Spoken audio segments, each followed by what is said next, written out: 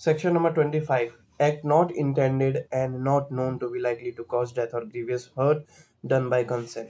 यानी कि ऐसा एक्ट जहां पर उस व्यक्ति की इच्छा नहीं थी, ना ही उसको जानकारी थी, वैसी जानकारी, स्पष्ट रूप से जानकारी कि सामने वाले व्यक्ति को ज़रूरत से ज़्यादा चोट पहुंच जाएगा, ज़रूरत से ज़्यादा चोट लग जाएगी, गंभीर चोट पहुंच सकती है। और वैसे में भी उन दोनों का एक म्यूचुअल कंसेंट था उस एक्ट को करने के रिगार्डिंग, उस एक्ट के लिए दोनों के बीच में म्यूचुअल कंसेंट था।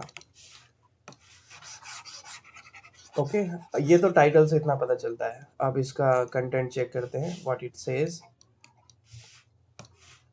Nothing which is not intended to cause death, ऐसा कुछ भी जहां पर व्यक्ति की मृत्यु करने की, व्यक्ति को मारने की कोई इच्छा ना हो, ना ही उसको गंभीर चोट पहुंचाने की इच्छा हो, and which is not known by the doer to be likely to cause death और grievous hurt.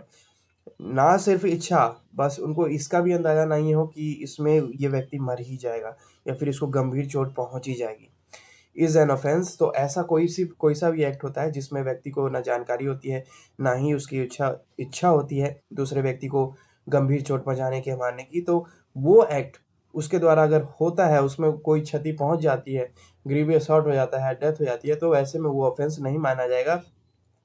Bye reason of any harm which it may cause और be intended by the doer to cause to any person above 18 year of age. वैसी स्थिति में जब दोनों व्यक्ति 18 year से ऊपर हों, हु हैज़ गिवन कंसेंट, दोनों ने कंसेंट दिया हो, भले ही बोल के या फिर लिख के, टू या फिर कोई एक्सप्रेशन से, टू सफ़र दैट हार्म, कि वो उस चीज़ को झेलने के लिए सक्षम है और वो कंप्लेन नहीं करेंगे, और by reason of any harm which it में be known by the doer to be likely to cause to any such person who has consented to take the risk of that harm।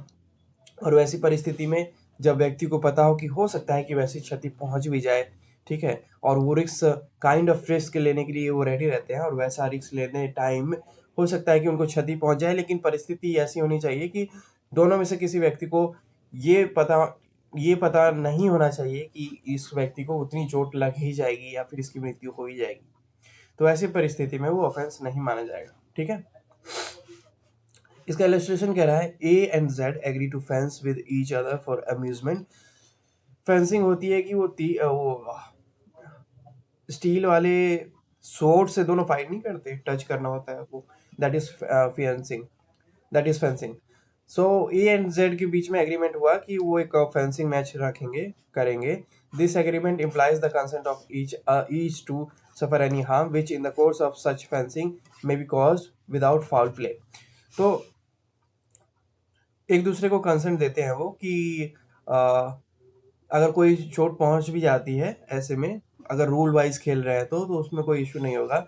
And if a while playing Fairlie, और वैसी परिस्थिति में ए जबकि वो अच्छे से खेल रहा था, जेड को क्षति पहुंचा देता है, तो ए के द्वारा वो ऑफेंस नहीं माना जाएगा।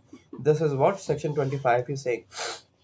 तो basically what section 25 is saying कि दो व्यक्ति जो दोनों ही मेजर है, यानी कि 18 प्लस हैं, दोनों एक दूसरे को कंसेंट देते हैं, म्यूचुअल कंसेंट देते हैं कि हम एक एक्ट में पार्टिसिपेशन लेने जा रहे हैं, हम एक एक्ट करेंगे जिसमें दोनों की ही इच्छा नहीं होती है सामने वाले व्यक्ति को गंभीर चोट पहुंचा देना या सामने वाले व्यक्ति को मार देना। ठीक है, और वैसी परिस्थिति में वो जब उस एक्ट में इन्वॉल्व होते हैं और उसमें उनको क्षति पहुंच भी जाती है, गंभीर क्षति या फिर डेथ, तो वो ऑफेंस नहीं माना जाएगा। ठीक है, क्योंकि दोनों ही 18 प्लस थे, दोनों की इंटेंशन नहीं थी एक दूसरे को उतना ग्रीवियस हर्ट देने की या फिर डेथ करने की, किल करने की सामने वाले व्यक्ति की, और इट वाज ऑल कोइंसिडेंटल और इंसिडेंटल कह सकते हैं। और वैसी परिस्थिति में अगर इनके द्वारा कुछ होता है तो वो ऑफेंस नहीं माना जाएगा। This is what section 25 is saying.